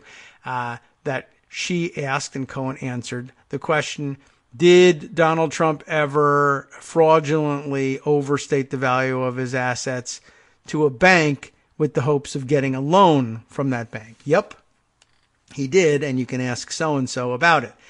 Then there are people that you talk to for whom you want to minimize the value of your assets. And those people, of course, are the tax folks, because the higher the value of your assets, the more you may have to pay in taxes on them. And so when it comes to evaluating your assets on tax forms, you may say, oh, my golf properties are worth $5 billion all totaled. And so therefore I should only be taxed on that amount, not the 50 that I told the Forbes people. Don't tax me based on what Forbes magazine says I've got. Tax me based on what I am putting on this form. And well, what form is that? That's my IRS tax returns. That's why we need them. We're not just on a fishing expedition. We have the word of his personal lawyer that he would routinely change the valuation on a whim of these assets, and would, who cares if you lie necessarily to Forbes magazine, but you're not supposed to lie to the IRS on the tax forms. Now we have to go and take a look at how much he said these things were worth. And of course, there was also some questioning about one of the golf courses in particular in New York, which was apparently developed almost entirely, as I said, with public funds, and yet developed in a deal that somehow sent all of the private profit to Donald Trump. And, that would be something we'd want to know about. Anyway, the story of over and undervaluation of properties will be partially told by those tax returns, and that's probably part of the reason Pascrell wants to get them. So, we have the note of Cohen's testimony and how he would manipulate the value of his assets for advantageous tax treatment. He also said that Trump reimbursed him for hush money payments. We know about that, and we'll want to see whether those are reported on all the forms on which you're supposed to report them. Pascrell continues here, if Trump wrote these payments off as a business expense, that would constitute fraud, and his returns would show that. Of course, if he didn't, then they wouldn't be there, but I guess you would want to know either way. Pascrell previously pestered the committee's Republican leaders about tax returns, which they refused to request, arguing it would be an abuse of power. And here Delaney gives us some good notes. They argued it would be an abuse of power, even though Republicans themselves used the same power to obtain and disclose private tax information in 2014 during their investigation of the IRS's treatment of conservative groups, which of course came to nothing because there was nothing about it, but somehow it wasn't an abuse of power then. Federal law says the chairs of certain committees, including Ways and Means, can ask for copies of any taxpayer's returns, and that the Treasury Secretary, quote, shall, that's the key word there, shall furnish such committee with any return or return information, unquote, specified in the request. The law dates to the 1920s and is designed to be a way for Congress to check corruption in the executive branch. Well, then you're right on target. Treasury spokespeople have said the department will review any requests, though, for legality, strongly hinting that the department would start an unprecedented court battle. Outside groups and more progressive members of the House Democratic caucus have pushed Neal to act, arguing, among other things, that the longer he waits, the longer it will take to win the court battle. All it takes is writing a letter, putting a stamp on it. Pascrell said, I'll deliver it myself. I volunteer, in which case you wouldn't need the stamp. But that's not necessary to note at this point. And even if we use the... here's insider information for you. They would not put a stamp on it. That's very funny. All it takes is writing a letter and put a stamp on it. Not just because Pascrell has volunteered to deliver it himself would the stamp be unnecessary, but of course members of Congress conducting official business can use the franking privilege and would send that entirely without a stamp. And instead, if you've ever gotten a letter back from constituent contact for your member of Congress, you might have noticed that where the stamp goes on a regular person's envelope, instead goes the signature or a reproduction of an authorized reproduction of the signature of the member of Congress, identifying them as such. Do you know that? Isn't that interesting? That just the origin of the franking privilege. All you had to do as a member of Congress was sign that upper right-hand corner of the envelope, and that was as good as a stamp. Why, my God, a congressman has given me his autograph. That's worth at least whatever the price of first-class postage is going to be. Isn't that interesting? It's kind of weird. I mean, they all have budgets, and franking privileges are, budgeted and everything. It's not like they can just mail something, even if it's official business, to everybody in America. It wouldn't be official business for most of them. They only represent a small corner of America. But, they could just say, instead of that, here's an allowance for stamps. Why not? I don't know. I'm not really sure what the what the value of keeping the franking privilege is. Although I guess it gives you a regulatory window into, well, what kind of things are people sending out here? If you're going to send them under the franking privilege, you have to have those things are subject to review to make sure that they are frankable material. I don't know why they call it the franking privilege. It's probably named after the member who, created it. It wasn't Barney Frank, but I'm not really sure where that came from, actually, now that I think about it. But anyway, yeah, if you want to send something out under the franking privilege, generally speaking, it has to be reviewed in some way.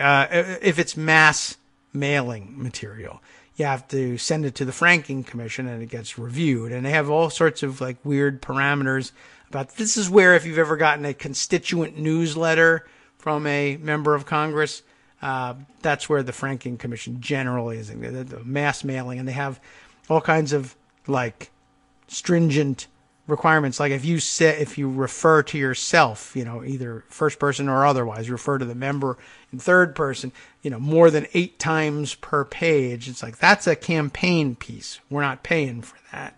So, it really has to be about the work you're doing in Washington. And of course, they don't check the content of every individual letter, every individual response that goes out under franked mail. For, if you write a letter to your member of Congress and they write back, nobody has to review that. But again, it is assumed that you are adhering to these guidelines. If people were to bring forward individual letters that somehow violated the Franking Commission's guidelines, yes, there would be trouble for that too. So no, you wouldn't need a stamp on it, even if he doesn't deliver it by hand. Just thought I'd throw that one in there on a Thursday afternoon.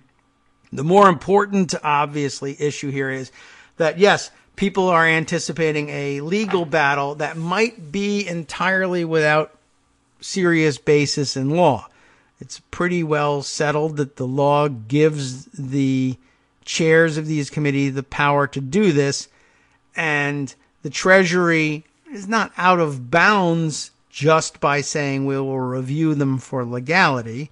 I mean, I think you want to review everything for legality. I keep saying you got to review everything that Trump is involved in to make sure all the things are done right.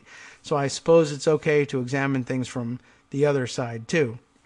But it might be a hint that even though we haven't got a hope in the world, we will sue or react in some way that to slow the process down. The idea here being, if Neil moves so methodically that he doesn't make the request for the tax returns until this time next year, it is entirely possible that even by making, ridiculous, baseless claims that there's some question of the legality of the request, it will get tied up in court until you get yourself to the point where, okay, the court is about to rule, but now it's almost election season. And even if they rule that we can have it, we really can't do too much with it.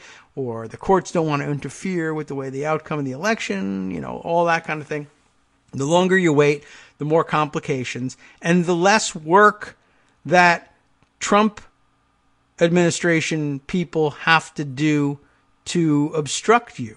I think you should make them sweat. Start now and say, it's a lot more difficult to plan for how can we delay the order from a court that we can't ignore to release the tax returns. How can I make that delay last 18 months is a very different question from how can I make it last 6 months. And so that's, I guess, what they're looking out for. I mean, I guess if you're a maximalist on this, you say, even with 18 months to go, can I make this last 18 months by taking it all the way to the Supreme Court and losing? Maybe. But if it's, 6 months, then definitely I can absolutely burn the rest of the 6 months. So it's important to get started. All right. So I think that one was pretty interesting. Another item arising from yesterday's hearings, and maybe it's all about Cohen and the hearings today. This news that, from BuzzFeed, Zoe Tillman writes under the headline, Roger Stone says Michael Cohen is lying after Stone was ordered not to comment on the Mueller investigation. You'll recall that he is under a gag order, having pissed off the judge in the D.C. branch of the Mueller probe, and that he's now under an even stronger gag order not to discuss the case. So there was a lot of speculation yesterday that his contradiction, his denial of Cohen's claims was perhaps a violation of his gag order. Empty Wheel, Marcy Wheeler argues that it is not, and that it wasn't an absolute gag order, and that the judge did allow for. She never said that Stone couldn't assert his own innocence. It's just he can't be commenting on aspects of the case that involve him attacking the credibility of others necessarily. Now, that's I guess where you might say, well, saying Michael Cohen is lying is attacking the credibility of others. But it could easily also just be interpreted as, well, that's not true. I didn't say that. I'm asserting my own innocence. Now, if you draw from that he's lying, or even probably even if he says outright, I guess Marcy's argument, and it's a good one, as long as there's a nexus to a defense of his own innocence, even though it's false, Stone's permitted to do that. That presumably you can't quite as easily restrain a defendant from doing because of his First Amendment rights. Okay, but BuzzFeed's coverage of it says Stone pushed back against Michael Cohen's claims that Stone told Trump in July of 2016 that he had spoken to WikiLeaks founder Julian Assange about an email dump that would hurt Hillary Clinton's campaign, you all know which one, saying in a text message to BuzzFeed News, Mr. Cohen's statement is not true. Stone's text, which he made clear was a statement, was just the one sentence, and he did not explain what exactly about Cohen's testimony he maintained was false. Stone, who is facing criminal charges for lying to Congress, is under a gag order not to publicly comment on his case, Special Counsel Robert Mueller's investigation, or any participants in his case or the investigation. A spokesperson for the special counsel's office declined to comment on whether they believe Stone's statement complies with the judge's order. Cohen is testifying Wednesday, as you know, that was yesterday, before the House Oversight Committee. Cohen told members in his opening statement that Trump knew in advance that WikiLeaks planned to release emails in July of 2016 that would harm Clinton's presidential bid. On July 22nd, 2016, that happened. WikiLeaks released tens of thousands of emails from the DNC. Emails that Mueller's office has charged Russian nationals with hacking and providing to WikiLeaks. Over the next few months leading up to the election, WikiLeaks would also release emails stolen from the chair of Clinton's campaign, John Podesta. You all know about that. And so Cohen told Congress that in July of 2016, shortly before the convention, the Democratic convention, on July 25th, that he was in Trump's office when Stone called. He later testified that he believed he learned about the upcoming WikiLeaks release of DNC emails on July 18th or 19th, but he said he didn't know if Stone and Trump knew where the emails had come from. Mr. Trump put Mr. Stone on the speakerphone, Cohen said in his statement. Mr. Stone told Mr. Trump that he had just gotten off the phone with Julian Assange, and that Mr. Assange had told Mr. Stone that within a couple of days there would be this massive dump of emails that would damage Hillary Clinton's campaign. Cohen said that Trump replied something to the effect of, wouldn't that be great? Stone, of course, charged with lying to Congress about his contacts with WikiLeaks. The indictment doesn't allege that Stone personally communicated with Assange or anyone else associated with WikiLeaks, but it accuses him of lying about directing associates to contact the group and about telling the Trump campaign officials about WikiLeaks and intended future releases. WikiLeaks and Stone have denied direct communications between Stone and Assange. In a February 15th tweet responding to reports that federal prosecutors had communications between Stone and WikiLeaks, the group published a screenshot of a direct message exchange between Stone and the group in October of 2016, with Stone criticizing WikiLeaks for attacking him, and WikiLeaks accusing Stone of making false claims of association. It doesn't actually clear anything up, but I guess they thought that made it look like they weren't friendly.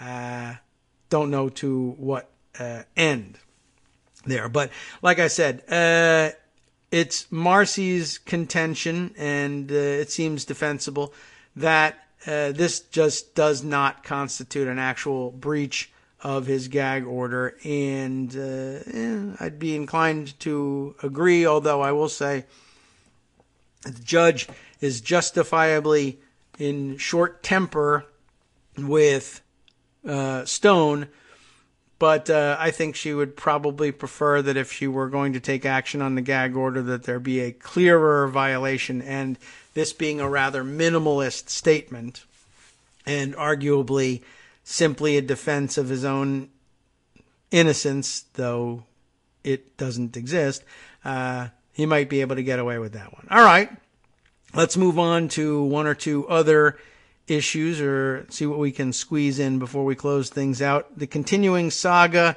of the most corrupt inauguration ever,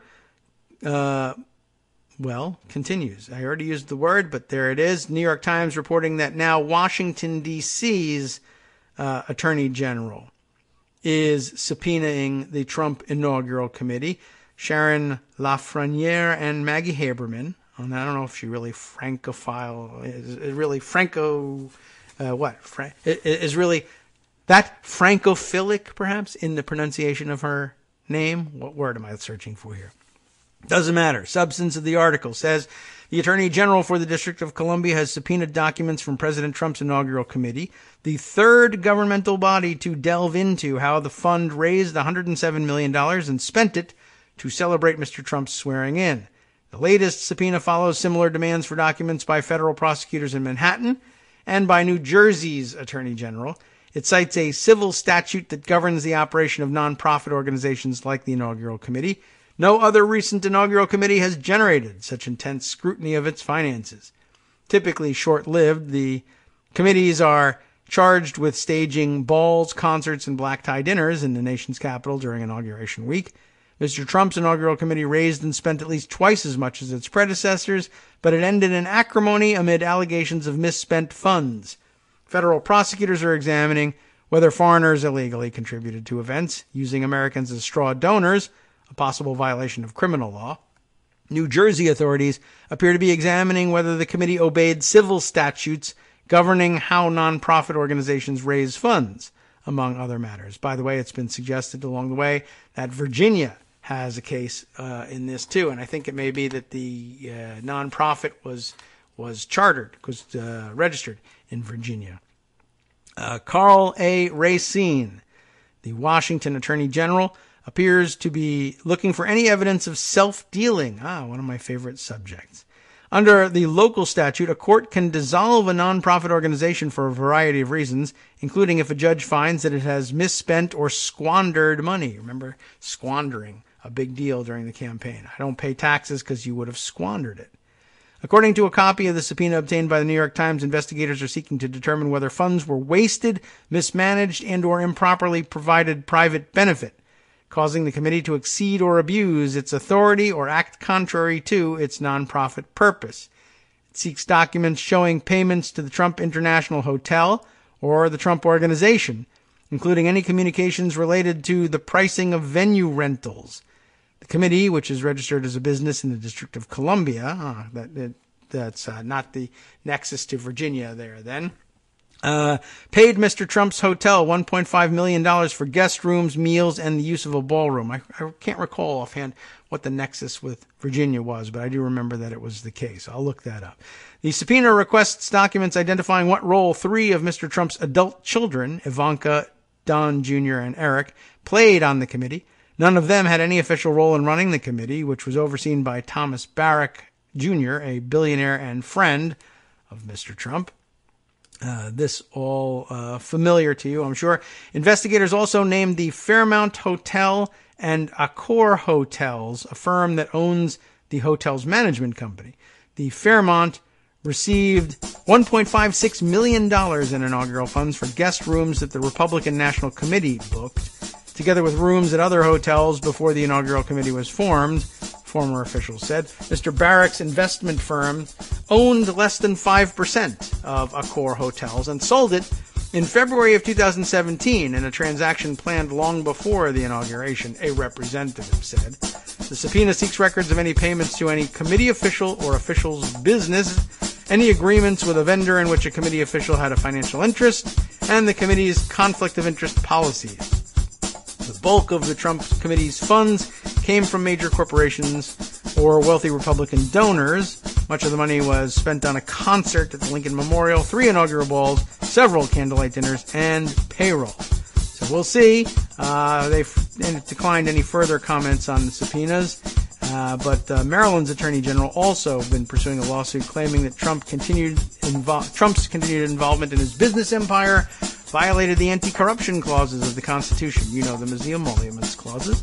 And that's the end of that piece. It's time now to hand the microphones over to Justice Putnam for the West Coast Cookbook and Speakeasy.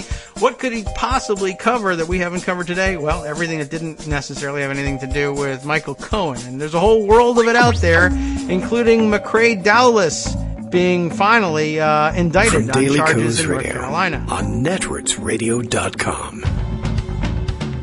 You have been listening to the Kagro in the Morning Show. With David Waldman. On the rest of his menu, as Democrats mobilize their caucus, McConnell's symbolic vote on the Green New Deal is not expected anytime soon. Let's see, what else? The same 43 Republicans who blew up the deficit with tax cuts now say the debt is a security threat. Wow, gee whiz, what do you know? All that and much more next.